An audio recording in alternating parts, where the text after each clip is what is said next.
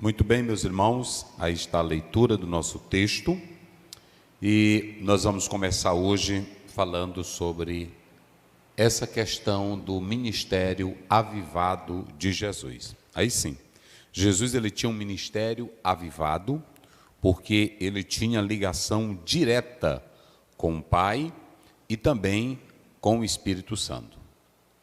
Se nós analisarmos João 11, Jesus diz assim: Pai, eu bem sei que sempre tu me ouves, mas eu digo isso por causa da multidão que me assiste. Ou seja, Jesus deixa claro que ele tinha uma ligação direta com o Pai. Isso você vê ele orando claramente. Se você pegar João 17, ele diz assim: agora, Pai, eu vou para aquela glória que eu tinha antes da fundação do mundo. E quando você vem para João, capítulo 10, verso 30, ele diz: eu e o Pai somos um. Isso quer dizer para nós que Jesus estava em comunhão constante com o Pai. E ele tinha um relacionamento perfeito também com o Espírito Santo. Porque nós sabemos que no batismo de Jesus está claro a presença da Trindade, de modo implícito a gente vê isso. O Pai proclama: este é o meu Filho amado, e o Espírito Santo desce em forma corpórea de uma pomba. Inclusive você vê que a questão da concepção de Jesus Cristo, ela vem pela ação do Espírito Santo. Não é isso? A própria Bíblia diz que Maria pergunta: e como se dará isso, visto que não conheço varão nenhum? Então ela diz: a virtude do Altíssimo te envolverá. Isso fala para nós grandemente que nós não inventamos. E deixa eu dizer uma coisa para vocês. Quando a gente atenta, deixa eu colocar aqui, Pai, Filho, o Espírito Santo.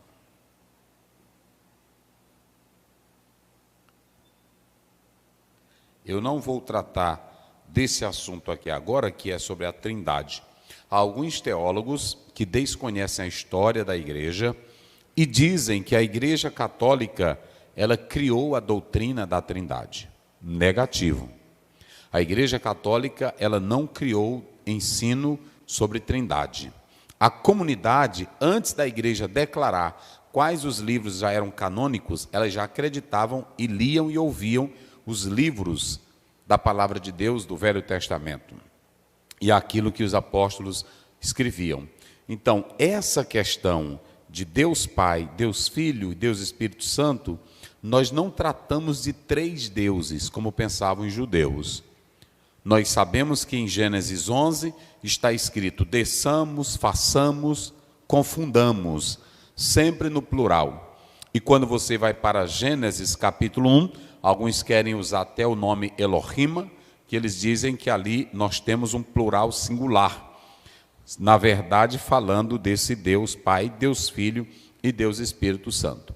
Uma coisa que nós queremos dizer é que antes da igreja falar dessa questão da Trindade, esse assunto já estava na Bíblia. Quando a Bíblia diz assim: ouve Israel, o Senhor teu Deus é o único Deus, está lá em Deuteronômio 6, verso 4, que é o credo de Israel, o Shema de Israel. Ali nós podemos analisar que eles acreditavam só em um único Deus. Nós também só acreditamos em um único Deus que se manifesta poderosamente em Pai, Filho e Espírito Santo. Esse Pai aqui, Pai nosso que está nos céus, quem é Ele? É Deus. Aqui é Jesus, e Jesus também é Deus. No princípio era o Verbo, e o Verbo era, e o Espírito Santo é Deus. Se você pegar 2 Coríntios 13, 13, lá está: a graça de nosso Senhor Jesus Cristo, o amor de Deus, e a comunhão e a consolação do Espírito sejam com todos. Ou seja, se você tem Deus Pai, Deus Filho e Deus Espírito Santo, então nós temos implícito a doutrina da Trindade. Então não foi a Igreja Católica que criou. Se você pegar, por exemplo, Mateus 28, 19, Jesus disse assim: Ide, portanto, fazer discípulos, batizando em nome de quem? Do Pai, em nome de quem? E em nome de quem?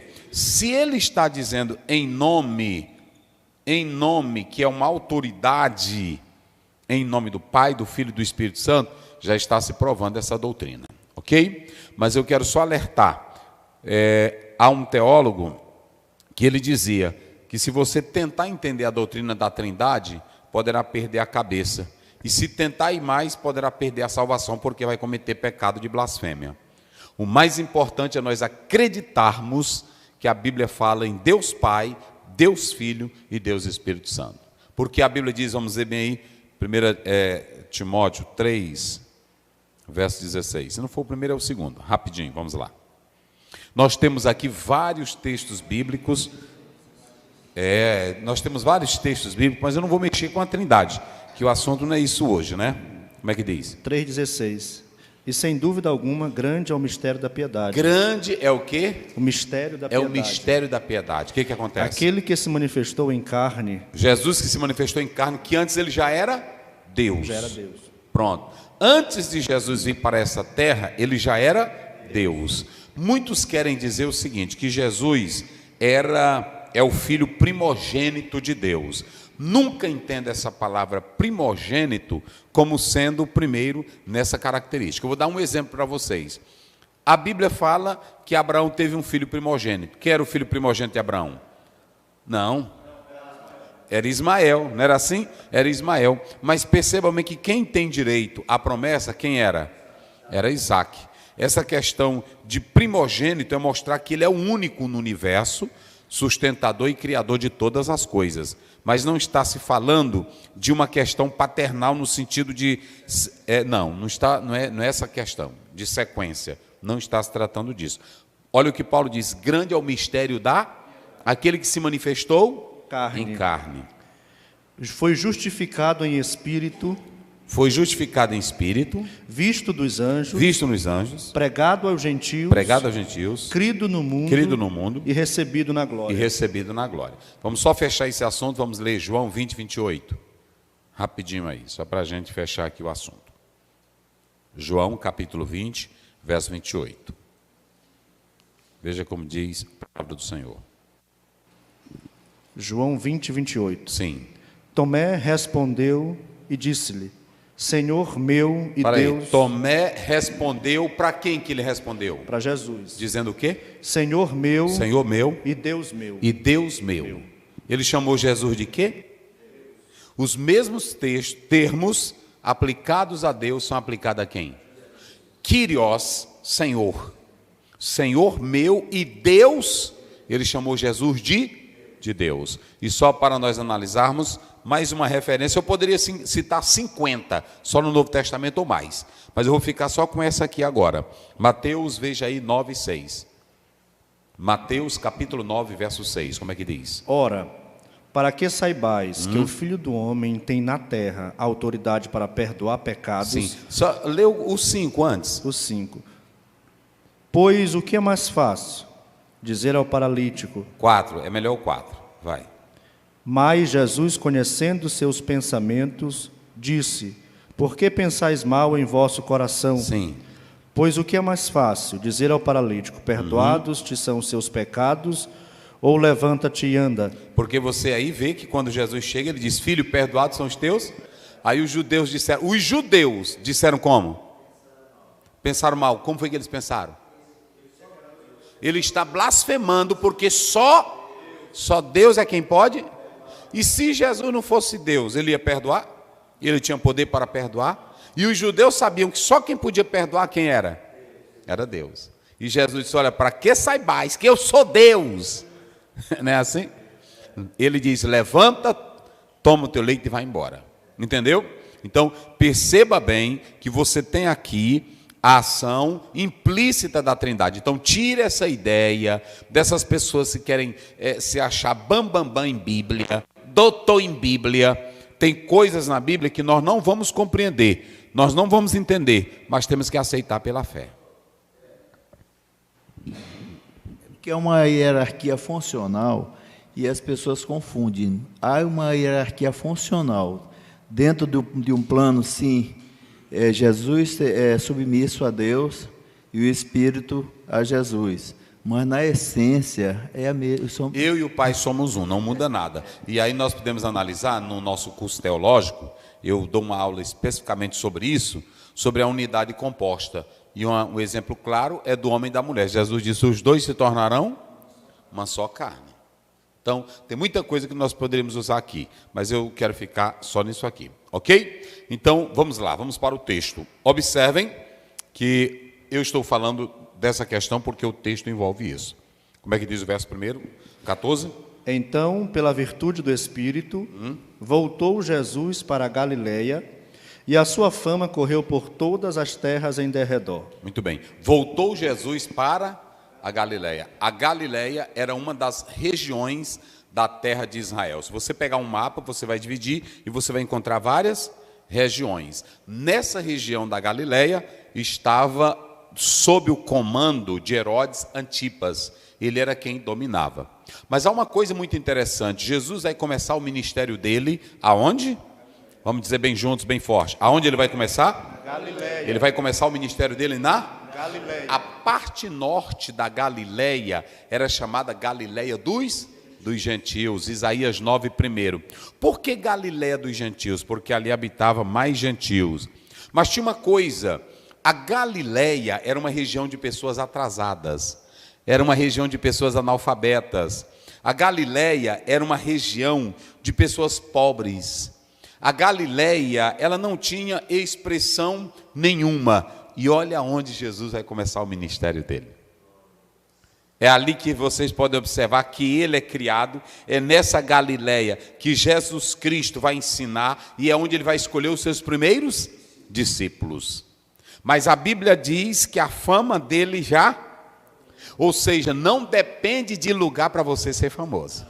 Eita glória! Vamos começar por aqui. Tem pessoas que dizem: se me botarem num evento desse, eu vou crescer. Se me botarem numa igreja dessa, eu vou crescer. É porque não me dão espaço. Não. Tu podes ir para o lugar onde tem mais pobre, mais desgraça, mais miséria. Mas quando Deus é contigo, é ali que você cresce. A Bíblia diz: desceu José ao Egito e Deus era com ele. Desceu para a casa de Potifar e Deus era com ele. Desceu para a prisão. Então não importa.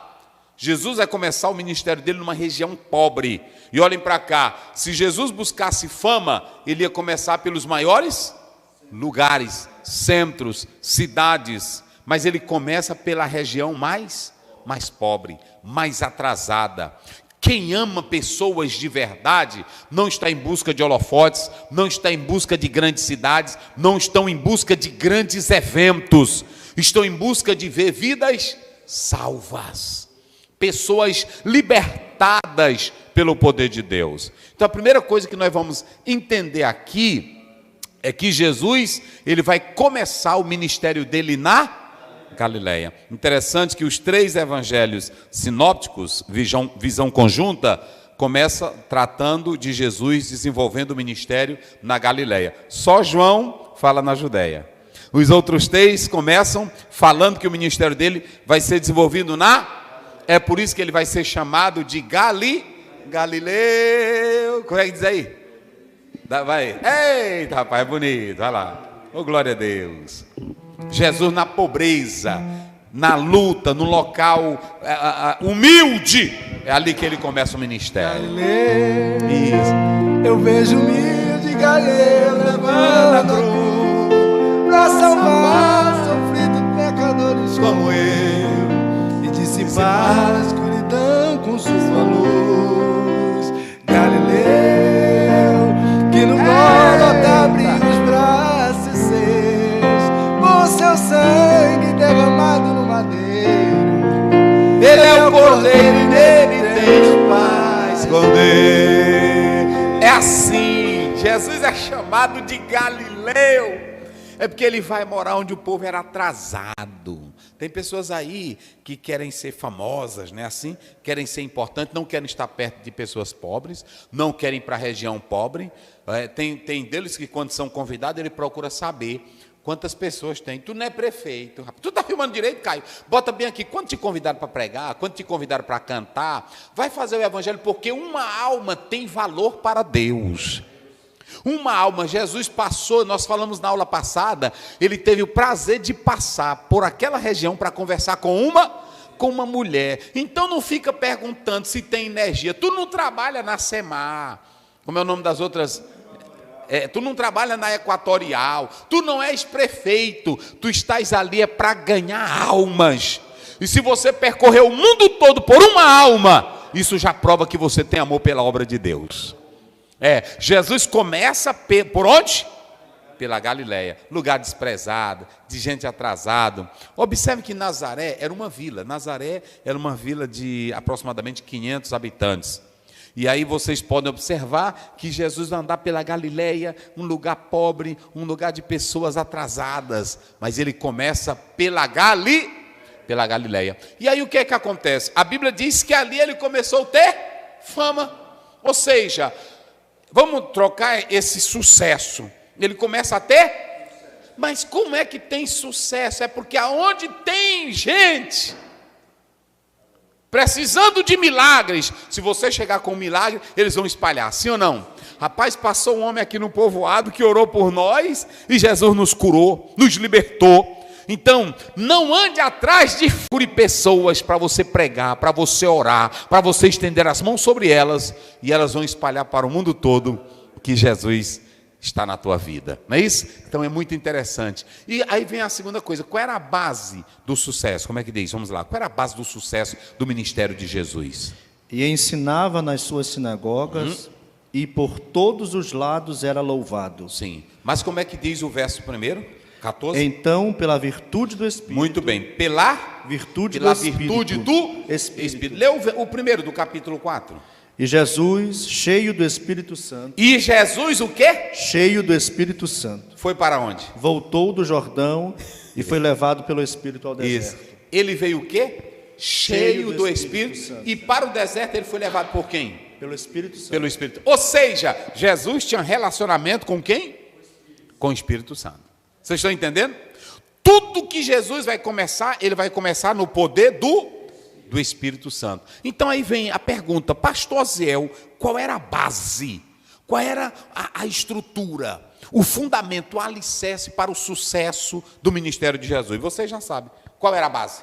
O Espírito Santo. A base era o Espírito Santo. Nós não somos contra doutorado, nós não somos contra mestrado, nós não somos contra tradição eclesiástica, não somos contra nada disso. Agora, se não tiver o poder do Espírito Santo, tudo é balela.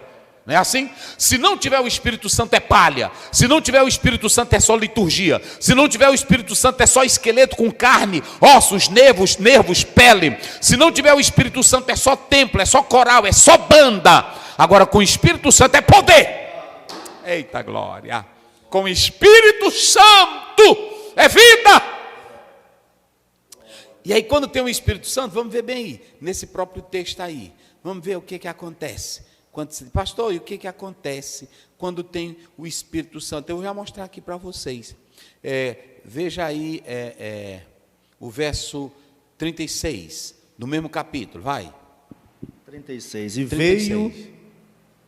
36? Isso. E veio espanto sobre todos, e falavam uns aos outros, dizendo... Que palavra é esta, que até os espíritos imundos manda com autoridade e poder, e eles saem? Aí o verso 41, não, o verso 32. 32. Sim.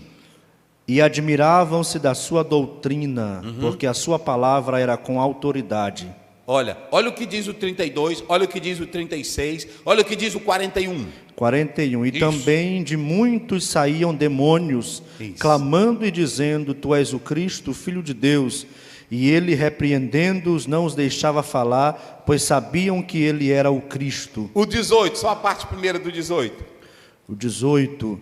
O Espírito do Senhor é sobre mim. Pronto. Vocês estão vendo a base do sucesso? A multidão olhava para Jesus e eles diziam: esse aí ensina. Ele não ensinava como? Como os escribas e os fariseus, porque ele ensinava com o ensino, a autoridade do ensino de Jesus é porque ele não impunha regras. A autoridade do ensino de Jesus é porque ele sabia da necessidade das pessoas. Ele não estava ali como um mestre querendo popularidade. A maioria dos doutores, hoje, eles querem, não todos, mas a maioria, eles querem ser famosos na internet, querem ser famosos escrevendo, querem ter popularidade. Jesus, a autoridade dele era no amor que ele tinha com as pessoas, era o cuidado que ele tinha, eram as vidas que ele queria abençoar. E quando o povo via isso nele, tinha mais. A Bíblia diz que ele tinha o poder do Espírito Santo, e os demônios saíam gritando, e diziam, esse é o Cristo. Ainda diz mais, a Bíblia diz que ele ensinava. Os judeus tinham muito ensino, tinham muita bagagem, mas era empanturrando o povo de tradições, de imposições, de legalismo. E Jesus vem com o princípio da vida, ok? Então, a base, o sucesso do ministério de Jesus Cristo era o poder do Espírito Santo. Olha para cá. Digam comigo, dinamei pneumatos. Vamos lá? Dinamei pneumatos. Eu coloquei dinamis. Olha aqui, ó, dinamis. Vocês já sabem o que é essa palavra? É a palavra poder. Olha aqui, olha, é no poder. Faltou colocar aqui mas quando vocês observam, não é? Quando Jesus, ele vem no poder do Espírito. Olha, essa palavra poder, dinamis, ela fala de capacidade, ela fala de força. Essa palavra poder fala da força do exército. Essa palavra dinamis fala da força da multidão. Essa palavra dinamis fala de habilidade, ou seja, o Espírito Santo. Isso aqui é lindo, gente. Esse Espírito Santo aqui, pneumatos, ele, olha aqui o genitivo aqui, ó, do Espírito. O Espírito Santo, ele dava poder para Jesus. E o mais interessante aqui é que esse poder que o Espírito Santo dava para Jesus era o poder que ele libertava, era o poder que ele curava, era o poder que ele fazia maravilhas. Isso aí é lindo, gente. E se vocês analisarem, há um teólogo que ele dá 6 definições para essa palavra poder. Eu coloquei aqui só para vocês terem uma ideia. Digam comigo bem forte: força, domínio, autoridade para agir, força espiritual, espírito bom, espírito mau. Pronto. Então, prestem bem atenção uma coisa. A Bíblia diz, como é que diz o verso 14? Vamos lá, rápido. Então, pela virtude do Espírito, voltou Jesus para a Galileia, e a sua fama correu por todas as terras em derredor. Pela virtude. O sucesso do ministério de Jesus era o poder do Espírito Santo. Agora vem uma coisa mais interessante. Essa sua Bíblia aí qual é? É a corrigida? Vê uma atualizada aí para mim. Quem é que tem aí? Rapidinho. Só para a gente ver uma coisa. A sua é atualizada aqui? Pois vamos lá, rápido. Muita gente me pergunta, pastor Aziel, qual é a melhor Bíblia? Qual é a Bíblia que o senhor usa? Eu uso muito o original, tanto no grego, no hebraico. Eu leio mais neles porque eu tenho a aptidão para isso, eu gosto disso. Agora, se você quer uma Bíblia boa, eu sempre aconselho a usar a revista atualizada. E eu vou dar esse exemplo aqui. Como é que diz a revista atualizada? Vamos lá. Então voltou Jesus para a Galileia no poder do Espírito. Olha, ele voltou para a Galileia no poder. Ou seja, preste bem atenção que o autor desse texto aí, ele está traduzindo dinamis como poder. Por que é melhor isso aqui? É claro que se você pegar um dicionário, vai falar poder moral. Se você pegar isso aí, eles vão falar de poder moral. Vai falar da excelência da alma. Mas o próprio contexto não está falando de um poder moral. O próprio contexto está falando de um poder de capacitação. Essa mesma palavra aqui é a que aparece em Atos 1:8. Mas recebereis, ao descer sobre vós o Espírito Santo, e serei minhas testemunha. Por que essa tradução aí é a melhor? É a que mais se aproxima dos originais, pastor. Eu vou te dar um exemplo. Se você analisar, é claro que não existe nenhuma tradução perfeita. Não. Cada uma tem a sua adequação, mas essa aqui, para mim é uma das melhores, ok? Agora, ouçam bem, por que ele não colocou virtude? Porque a palavra virtude, ela tem muito assim uma aproximação com o moral, como um comportamento. E quando você vai para Pedro 2,9, vamos ler aí rapidinho.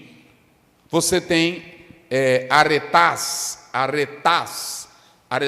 vamos lá.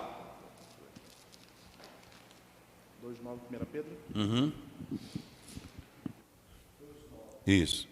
Mas vós sois a geração eleita, o sacerdócio real, a nação santa, o povo adquirido, para que anuncieis as virtudes. Para que anuncieis as virtudes, não é isso? Observe que essa palavra virtude que aparece aí, ó, aretas, ela está falando de algo moral, está falando de um comportamento moral, entenderam? Então, se vocês analisarem isso, ela está falando de bondade, ela está falando de moral.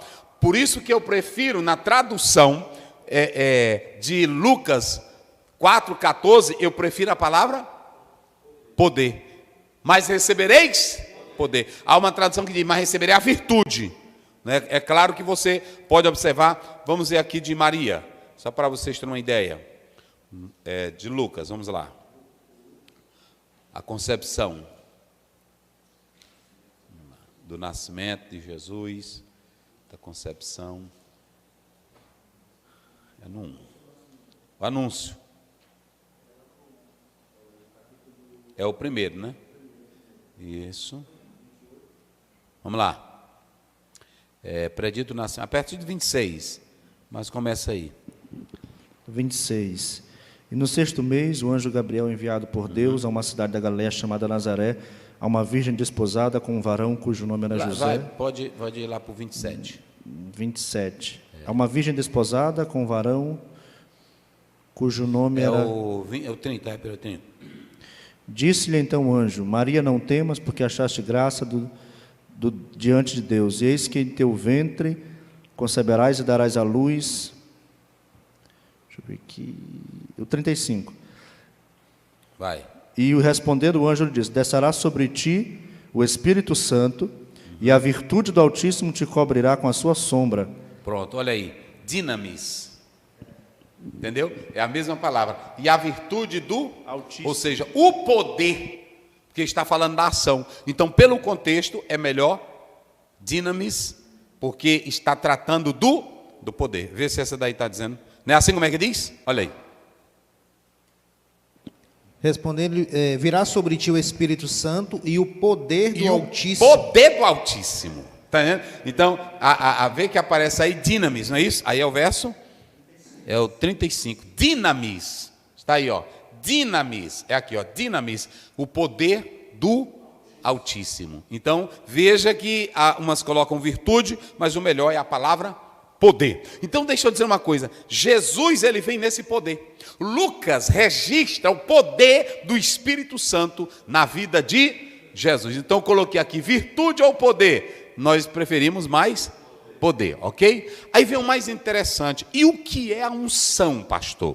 Agora, Caio, vamos começar aqui.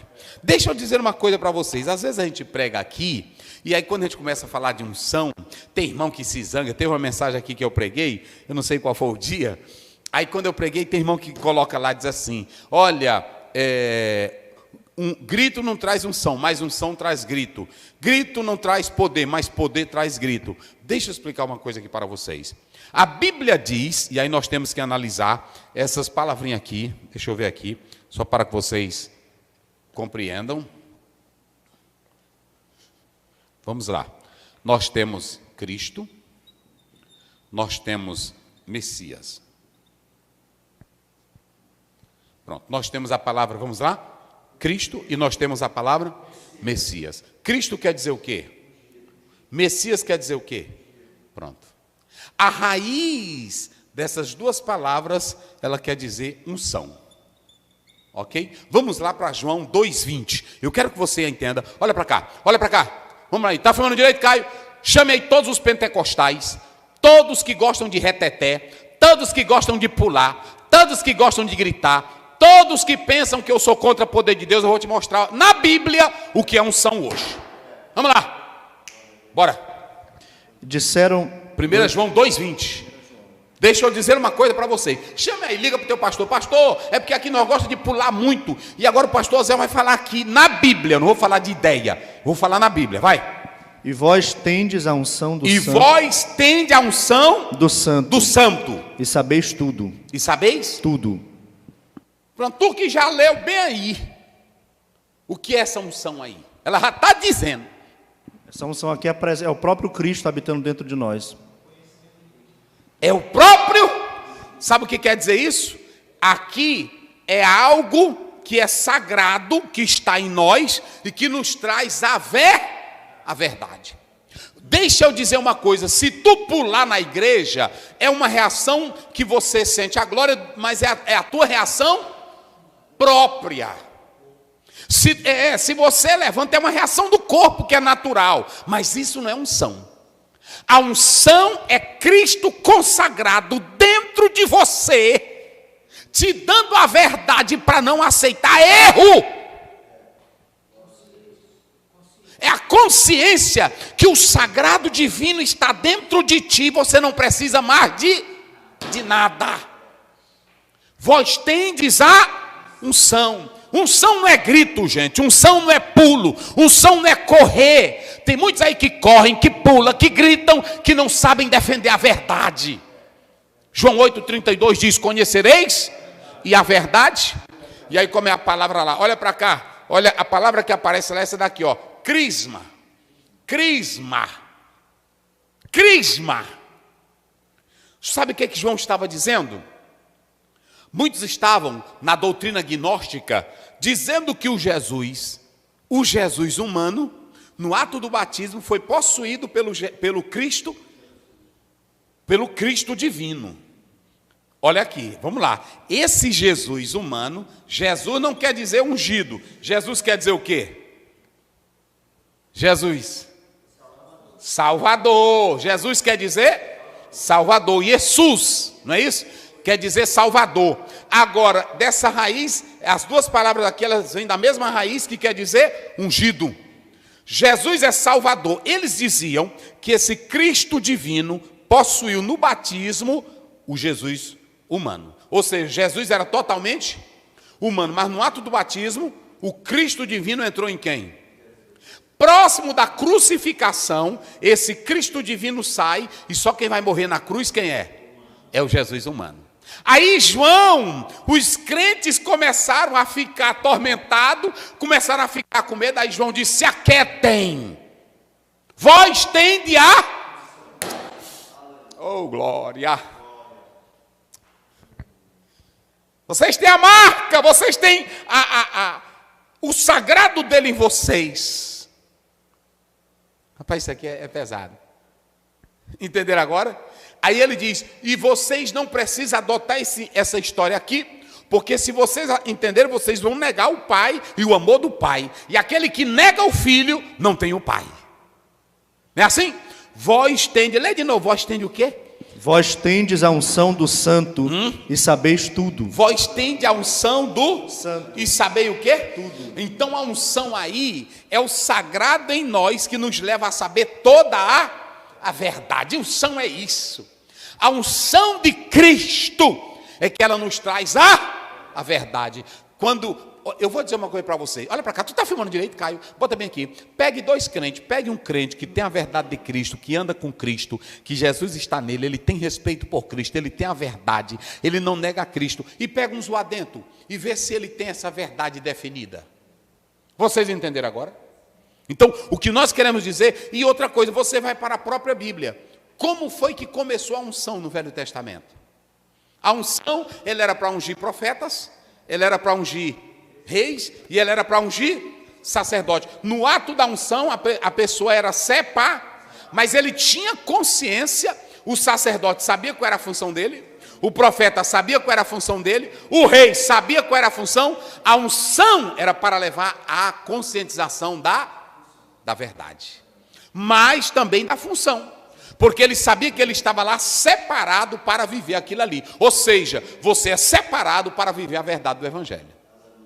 Entenderam agora? Isso é que é unção. Ninguém é contra unção, não. Unção é Cristo dentro de nós. Unção é eu ser separado do pecado e eu não aceitar mais nenhuma mentira do diabo, porque eu tenho Jesus Cristo dentro de mim. quem aí é ungido? Sim, a unção é essa. Eita, glória a Deus. Vamos ver bem aí, vamos ver, 1 Reis 19, 16, rapidinho, 3 textos aí. 1 Reis 19, 16, aí nós vamos lá para Êxodo 30, verso 30, e depois 1 Samuel 6, só para a gente ter uma ideia. Vamos lá. 19 a 16. Isso. Inclina, Senhor, o teu ouvido e ouve. 1 Reis 19, 16? Oh, isso aqui é assim. 1 Reis. 19 a 16. Isso. E também a Jeú, filho de Ninsi, ungirás rei de Israel. E, olha, ungirás rei de Israel. Ou seja, ele tinha unção, sim ou não? Essa unção que era dado para esse rei, era para ele liderar com consciência, com verdade ou não? Verdade, sim. Vai lá, vamos lá. Prossegue. E também Eliseu, filho de Cefate, de Abel Meolá, ungirás profeta em teu lugar. Pronto, agora só lê aí Êxodo 30, 30. Vamos só ficar com essa aqui, vamos lá, rapidinho. Êxodo 30, 30. 30, 30, vai. Também ungirás a Arão e a seus filhos, e os santificarás para me administrarem o sacerdócio. A unção era para administrar o quê? O sacerdócio. Quando Jesus disse, o Espírito do Senhor está sobre mim, ele estava dizendo, o Pai me separou para isso aqui. Entenderam agora? A unção, ela traz poder, conscientização. Esse é o sentido dessa palavra unção, meus irmãos. E aí vem o mais interessante aqui. Nós estamos falando sobre as verdadeiras características da unção. Está aí, a característica da unção era para ungir reis, sacerdotes e profetas, para desempenhar uma função com a consciência de que eles foram separados para aquele ofício. Porque vamos analisar Êxodo 25, rapidinho. Êxodo capítulo 25, vamos lá. Êxodo 25, nós vamos ler aí o versículo 26, vamos lá. 25, 26. Deixa eu ver. Também 20. lhe farás Isso. 4 argolas de ouro, e porás as argolas nos 4 cantos que estão nos seus 4 pés. É o 6, é o verso 6. 6. E azeite para a luz, e especiarias para o óleo da unção, e especiarias para o incenso. Ou seja, objetos também eram ungidos, sim ou não? Que era para dentro do... Não é para andar ungindo objeto aí, carro, casa. Era aquele objeto que era para o serviço da obra de... Ou seja, não havia poder no objeto, mas aquele objeto estava separado, consagrado para uso só da casa de Deus. Então, a unção, a característica da verdadeira unção, essa daí, gente, meu Deus do céu, e eu fico pensando, tu está filmando direito, Caio, bota para cá, e eu fico pensando, por que as pessoas querem unção? Me explica, o que tu quer com unção com pulo? Me diga. Hoje estão falando da unção do karatê, unção do macaco, unção do grito, unção do chimpanzé, unção... Que unção é essa? Estão banalizando as coisas de Deus. E tem aí um pessoal que anda brincando com línguas estranhas. Olha, você está blasfemando do Espírito Santo. Cuidado com a mão de Deus. Não brinque com as coisas de Deus. Não se pode cometer sacrilégio com aquilo que é sagrado. Eu não brinco, gente. Sabe por que eu não brinco? É porque eu tenho temor das coisas de Deus. Unção. Aí tem irmão que dá um grito e diz, ei, teu irmão ali está ungido. Não é assim que eles dizem? O outro bate na mesa, ali é unção. O outro corre no templo, eita unção. Unção não, unção é você estar pronto, sabendo que Cristo está dentro de você. A verdade dele te domina e nada te arranca da verdade. Isso é que é unção. Pronto. E aí uma coisa interessante. Todos os evangelistas falaram do batismo de Jesus, sim ou não? Todos. Falaram do Espírito Santo vindo sobre. Só que Lucas vai falar da importância do relacionamento do Espírito Santo na vida de Jesus. Veja Jesus dizendo, o Espírito do Senhor está sobre... É lindo, gente, oh meu Deus do céu. Meus irmãos, que coisa linda. O Espírito do Senhor o levou para o deserto.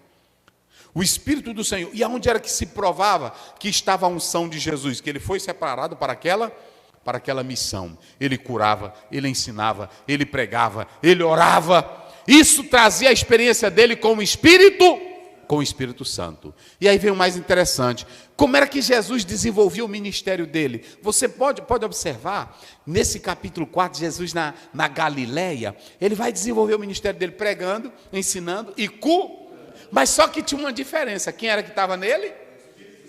Essa é a diferença. O Espírito Santo estava nele. Tem gente que quer pregar, tem gente que quer ensinar, tem gente que quer percorrer, tem gente que quer viajar, tem gente que quer ser itinerante, mas só tem a bagagem, o Espírito Santo não está nele. Jesus desenvolvia o seu ministério cheio do Espírito, e ele desenvolvia como? Começando pela sua própria. Ele começou por onde? Ele começou por onde? Hoje, irmão, está fácil, porque o pessoal pega, aí eles procuram um evento grande, dá uma oferta, vai pregar no evento grande, né? Assim, aí diz, eu preguei no evento fulano de tal. Começa pela tua Galileia, começa pelo teu bairro, começa pelo teu lugarzinho pobre. Deixa as pessoas pobres olharem para você e ver Cristo dentro de você. Deixa as pessoas humilhadas, possessas de demônio, chegar a você lá e você expulsar demônio, e eles vão ver Cristo na sua vida. Deixa as pessoas contemplarem o amor que você tem pelas almas. Jesus não começa o ministério dele em lugares lindos, ele começa em lugares onde a pobreza, a miséria, a desgraça reinava. Ele começava na Galileia. Meu Deus, por que a gente não aprende com a Bíblia? Ele desenvolvia no poder do Espírito. Não seja um pregador frio, morto, geladeira. Não seja um pregador sem poder, mas recebereis poder. Ore, leia a Bíblia, se consagre. Entra no teu quarto, tranca a tua porta, tenha piedade. Não ouça pregador da internet que pega textos isolados da Bíblia, desfazendo da Bíblia. Não ouça teólogos hereges. Ouça homens que tenham piedade de Deus na vida. Quer ver a unção? Atos 10, 38. Olha o que é unção. Olha o que é unção na vida de Jesus. Olha o que é unção. Eu estou mostrando na Bíblia o que é unção. Vamos lá. Se tu se zangar, olha para cá, Caio, bota aqui. Se tu se zangar é com a Bíblia, como é que diz? Como Deus ungiu a Jesus de Nazaré. Ele era ungido? Era. Ele andou por todo lado pulando. Não. Fazendo o bem, curando todos os Eita oprimidos do diabo, porque Deus era com ele. Curando o quê? Todos os oprimidos Olha do diabo. Olha para cá. Tu está filmando direito? Olha para cá. A unção de Deus na tua vida. A unção de Deus não é para tu andar correndo. A unção de Deus não é para tu andar pulando. A unção de Deus é para tu andares fazendo bem, porque tu sabe quem é que está dentro de você. A unção de Deus é para você andar por todos os lugares, pregando o evangelho de Jesus Cristo. A unção de Deus é para você andar libertando os oprimidos do diabo, seja qual for a possessão demoníaca, maligna. Você vai no poder e na graça do Espírito Santo. Isso é unção. Oh, glória a Deus. A unção de Deus é que ninguém te arranca da fé em Cristo Jesus. Isso é unção. Eu não sou contra a unção, eu sou contra essas meninices que tem aí. Unção pela Bíblia é isso aí. Eita glória, vós tende a unção. Me vê bem aí, nesse capítulo de João 2,20, me vê o verso 23. Rapidinho, corre lá. Eita glória a Deus.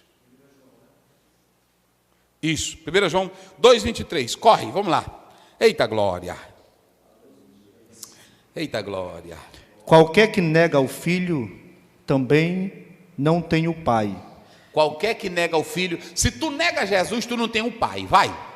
E aquele que confessa o Filho, tem também o Pai. E aquele que confessa o Filho tem também o Pai. O Pai. Vê o 25. 25. Isso. E esta é a promessa que Ele nos fez, Isso. a vida eterna. Isso. Observem bem, aí tu está no... É o 27, é a unção que vós recebestes. É o 27. Isso. E a unção que vós recebestes dele... E a unção que vós recebeste dele... Fica em vós. Fica em vós. E não tendes necessidade de que alguém vos ensine. Ele não está desprezando mestres e doutores da Bíblia. Ele está dizendo que como Cristo entrou em você, não é mais preciso falar de outros Cristo. Acabou a conversa. Não é assim? Isso é que é unção. Eita glória, tu está entendendo agora o que é unção? Pastor Zé, eu estou na unção. Tu está na unção? Tá, pois tu vai andar fazendo bem. Eu estou na unção, tu está na unção, pois tu vai andar expulsando o diabo. Eu estou na unção, pois tu está na unção, tu vai defender tua fé. Isso aqui é unção. Eu não sei onde foi que esse povo aprendeu que unção é andar correndo, que unção é andar gritando, é dando uiva, é dando... Eu não sei onde foi que tu aprendeu isso. Onde foi, Léo, que tu aprendeu isso? Pois é, eu não sei onde esse pessoal aprendeu isso. Porque na minha Bíblia, olha para cá, Verdade de Deus para o Brasil. Todas as igrejas, olhem para cá, filma aqui, Caio. Todos que andam pulando, gritando, correndo, fazendo loucura, isso não é unção de Deus. Isso é histeria.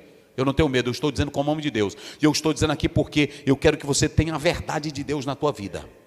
A verdade de Deus na tua vida. O Espírito Santo não entrou na tua vida para tu pular. O Espírito Santo não entrou na tua vida para tu fazer loucura. O Espírito Santo entrou na tua vida, primeiro, para revelar as verdades que Jesus ensinou. Segundo, para te fortalecer na fé. E terceiro, para te levar a ser a imagem de Cristo Jesus, o Filho de Deus. E acabou-se a conversa. Espírito Santo é para isso. Falei. Na realidade, pastor, acho que isso é um engano, um engodo do inimigo para eles não ouvirem o evangelho, né? Para não viverem a palavra. Pois pronto, tu acertou no âmago. O diabo, ele disfarça as verdades, ele não quer que as pessoas encontrem a verdade, vivam o verdadeiro evangelho e leva o povo para essa folia. Isso.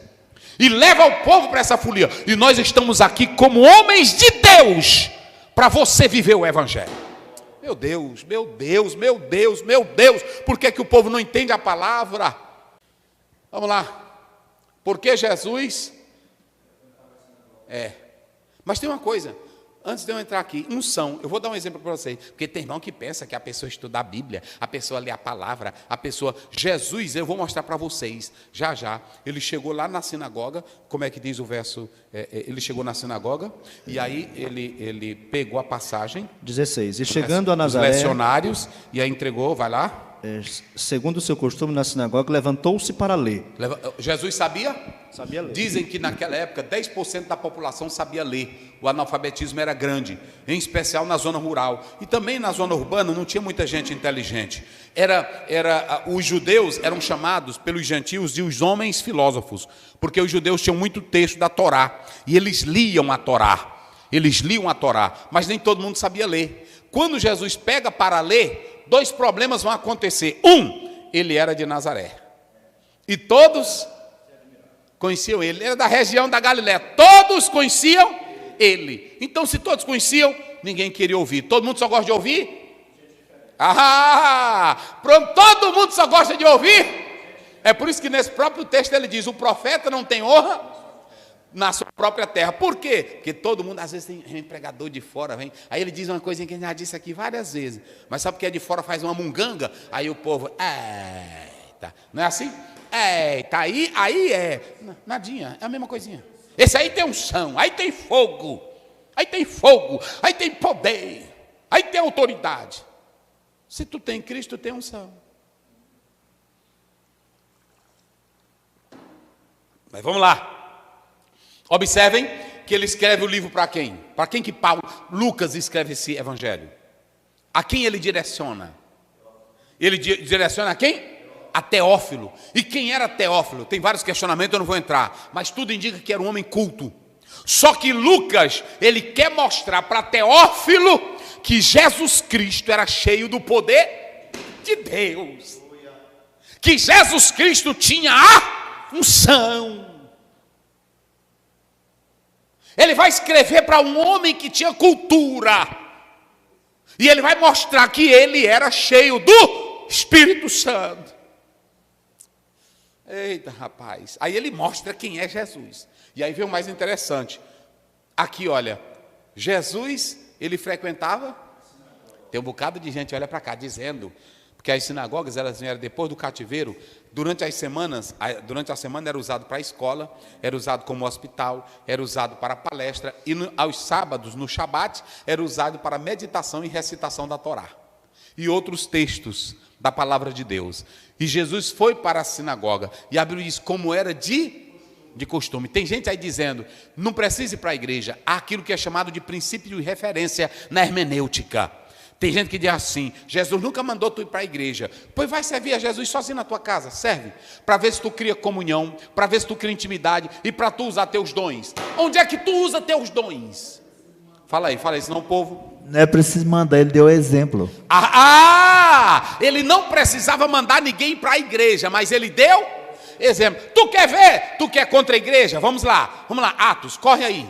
Eita, coisa boa. Rapaz, o Espírito Santo vai tocando na gente e vai lembrando das coisas da gente. Lê aquele texto, meu filho. Vamos lá, Atos 5:42, rapidinho. Vai lá. Atos 5:42, vai lá. 5:42. E Isso. todos os dias no templo e nas casas não cessavam de ensinar e de anunciar a Jesus Cristo. Aonde? Nos templos e nas casas. Eles ainda continuavam indo para o templo, indo para onde? Pa- Porque se cria comunhão. Onde é que se cria comunhão? É no templo, é na comunhão com os irmãos, é na casa dos irmãos. Meu Deus! Olha aí Atos 2. Vamos lá, Atos 2. Eita, glória a Deus. Rapaz, é assim. Tem gente que não quer Bíblia, aí fica inventando. Não é preciso se congregar, não é preciso ir para a igreja. Pronto, e aí a Bíblia está dizendo para nós. Vê o verso 47, vai lá. No 46, 47. 46. Isso. E perseverando, unânimes todos os dias no templo, e partindo o pão em casa, comiam juntos com alegria e singeleza de coração. Tá bom. Ou seja, no templo. Lê Atos 3 primeiro. Vai ver, vamos ver se Pedro e João subiam juntos ao templo. Para onde é que ele ia? Quem anda dizendo, por exemplo, lá no Velho Testamento tinha um templo, foi destruído o templo, sim ou não? Foi acabado. Depois eles criaram, para não perder a comunhão, criaram o quê? As sinagogas. E sabe de onde é que vem a ideia dos cristãos, dos templos e das casas de oração? Vem das sinagogas. Meu Deus do céu. E qual é agora olha para cá, filma aqui, Caio. E qual é o interesse de uma pessoa de desincentivar os outros a não irem para o templo? Qual é o interesse de uma pessoa gravar um vídeo na internet dizendo: você não precisa de igreja, você não precisa de pastor? Se todos nós precisamos, por que tu faz faculdade? Tu não precisa de um professor para te orientar? Por que tu mesmo vai fazer teu curso sozinho?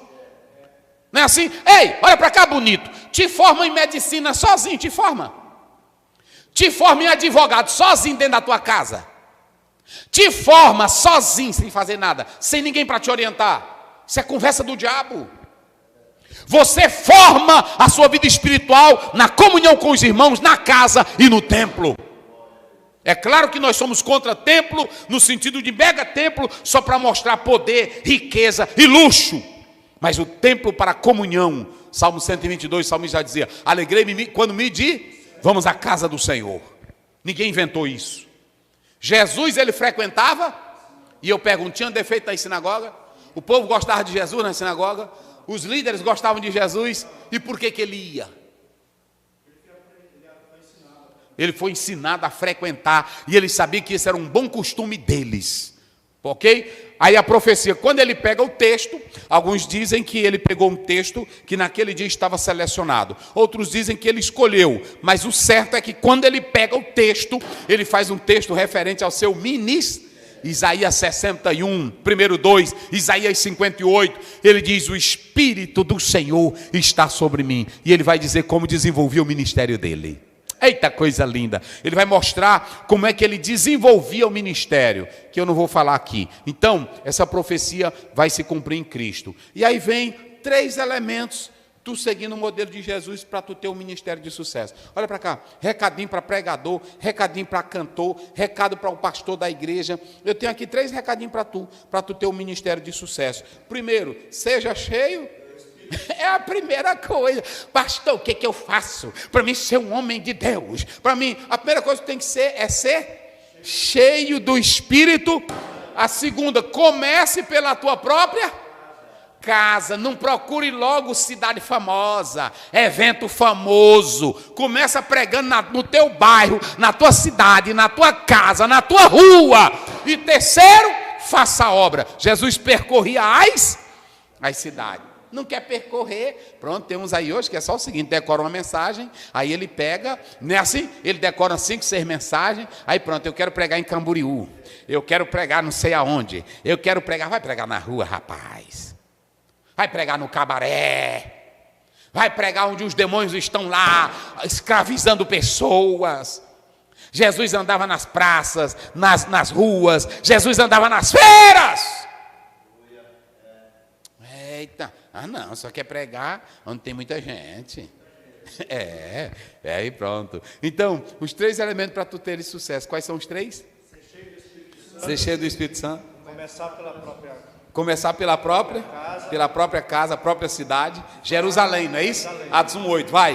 E fazer a obra. Pronto, aí vamos analisar. Cheio do Espírito Santo, vamos ver aí Lucas 1:35. Vamos ver, Lucas 1:35. Lucas 1:35. E respondendo o anjo, disse-lhe: descerá sobre ti o Espírito Santo, e a virtude do Altíssimo te cobrirá com a sua sombra, pelo que também o santo que de ti há de nascer será chamado Filho de Deus. Pronto, eles já vinham cheio? Vamos lá, 3, verso 21, do mesmo livro. 3, 21. E aconteceu que, como todo o povo se batizava, sendo Jesus também batizado, orando ele, o céu se abriu. Eita, quem foi que orou? Jesus. Quem foi que orou? Jesus. Ele orava? Orava. Vamos lá, vai. E o Espírito Santo desceu sobre ele. Pronto, agora lê no mesmo livro aí, 4 primeiro. 4 primeiro. Jesus, cheio do Espírito Santo, voltou do Jordão e foi levado pelo Espírito ao deserto. 24, 49, no mesmo livro. Eita, glória a Deus. Vai, 24, 49. 24, 49. E eis que sobre vós envio a promessa de meu Pai. Ficai, porém, na cidade de Jerusalém, até que do alto sejais revestidos de poder. Jesus sabia que assim como ele desempenhou o ministério dele no poder, o ministro só tem sucesso hoje se ele tiver o mesmo poder. Ok? Então, finalizando aqui, só colocando aqui. Por que Jesus orava? Jesus orava como homem. Ele não orava como Deus. E na oração do Getsemane, ele procurava a submissão ao Pai. Ele dizia: seja feita a tua. A oração modelo que ele ensinou em Mateus 6, ele diz: venha o teu reino e seja feita a tua. Pronto. E aí vocês devem analisar que Jesus vivia uma vida de oração. Pegue Lucas e você vai ver várias vezes ele dizendo: Jesus se retirou para orar, Jesus estava sozinho orando, ele orou no Getsemane, orou quando escolheu os discípulos, orou no batismo. Está aí ou não está? Está tudo aqui, eu vou mostrar para vocês aqui. Então, aqui tem uma vida na unção. Eu já expliquei o que é unção. O pastor tem unção, o pastor tem a unção que no Velho Testamento era a unção que separava ele para uma missão, um profeta, um cargo, não era assim? Que aí a gente chama unção ministerial, mas nós temos a unção na vida, cada crente tem a unção que é o próprio Cristo, que não é para cargo, não é para ministério, é a unção de que ele está dentro de você e você conhece ele, que é a verdade, e defende essa verdade, ok? Pronto, aí vem para cá, o ministério de Jesus na Galileia, ele começou no poder pronto, ele não era como escriba e fariseu, frio, xoxo, não tinha nada. Pronto, Jesus é a pessoa do Espírito Santo. Eu expliquei da Trindade no início e você tem aqui. Na tentação, Jesus foi tentado no instinto, que era o quê? A fome. Foi tentado na se tu és o filho de... Mas ele sabia que era. E foi tentado no poder. Eu te darei toda esta... Mas quem está no Espírito Santo, olha para cá, quem está no poder do Espírito Santo, não aceita a proposta do diabo, não aceita desafio do diabo, não aceita nada do diabo, mas diz como Jesus: sai daqui, Satanás, porque só o Senhor adorarás. Pronto. Segundo aqui, o Espírito Santo no ministério de Jesus, ele era ungido, Jesus era ungido, vamos lá, todos bem forte, ele era ungido para o quê? Evangelizar, curar, libertar. Curar do quê? E da cegueira física. Libertar quem? E proclamar? Pronto. Jesus e a oração no seu ministério. Ele precisava orar porque ele era humano. A oração do Pai Nosso é o modelo. Jesus veio em oração. Vocês têm aqui as referências no batismo, quando escolheu os discípulos, agradecendo por Jesus, por Deus revelar essas coisas aos pequeninos, e ele orou no Getsemane. E aí você tem aqui em quarto lugar um ministério na unção do Espírito. Ministério na unção do Espírito é o quê? Firmado na palavra, firmado na oração, na dependência do Espírito. Pastor, como é que eu faço para ter um ministério na unção? Que aí tem gente: receba a unção, pega a unção, toma a unção, pega a unção, vai a unção. Unção é só tu ficar na palavra, que ela já é ungida. A unção é tu orar direto. E a unção é depender do Espírito. Deus te abençoe em nome de Jesus. Pastor